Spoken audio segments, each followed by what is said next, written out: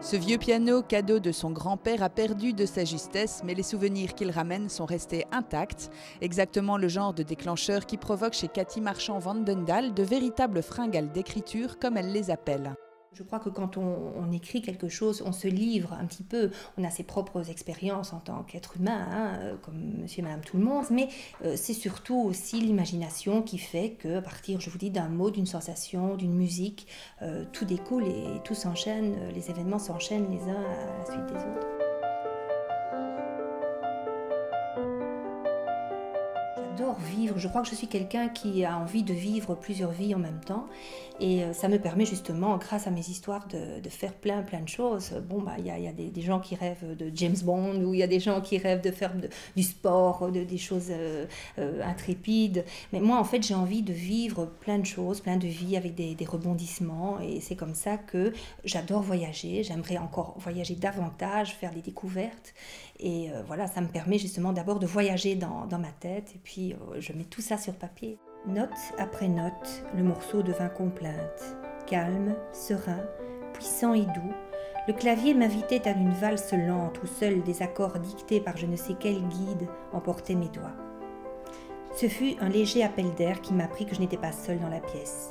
Dimitri Bakhaïov venait d'entrer. Je vous présente Monsieur Bakhaïov et le premier voyage de Cathy Marchand. Elle y explore toute la complexité des relations humaines, l'amour, la trahison, le doute, la compassion, des sentiments forts mais pas surfaits. La formule plaît dès la première rencontre avec une maison d'édition, en l'occurrence la Société des écrivains. Le roman se voit édité. Coup de chance, pensez-vous? Pas sûr. Son deuxième roman, Les Moissons de l'Homme, connaît un parcours tout aussi fortuné auprès des éditions Bénévent cette fois.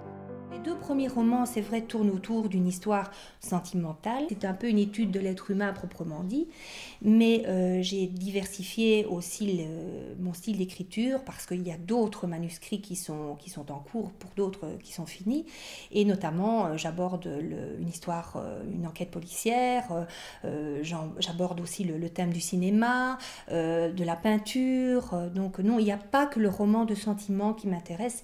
J'ai le projet également d'avoir un futur bouquin, un futur roman sur justement une histoire un petit peu d'extrapolation, quelque chose de bizarroïde. Dans tous ces périples littéraires, Cathy Marchand guide ses lecteurs. Les descriptions des personnages et des lieux qu'ils visitent confèrent à ses manuscrits des images presque vivantes. Alors m'est venue l'idée pour le roman que je voudrais, enfin le manuscrit que je voudrais faire éditer, le troisième, qui s'appelle La Correspondante. Là, je voudrais le faire traduire en anglais, parce que j'ai l'espoir, bien évidemment, de le faire éventuellement parvenir à un producteur, quel qu'il soit. D'ailleurs, l'appel est lancé. Si jamais il y en a un qui regarde, moi je suis preneuse. Je veux bien travailler sur un scénario, donc adapter ce manuscrit pour un scénario futur, pour être adapté justement à la télévision ou bien au cinéma. Oui, pourquoi pas.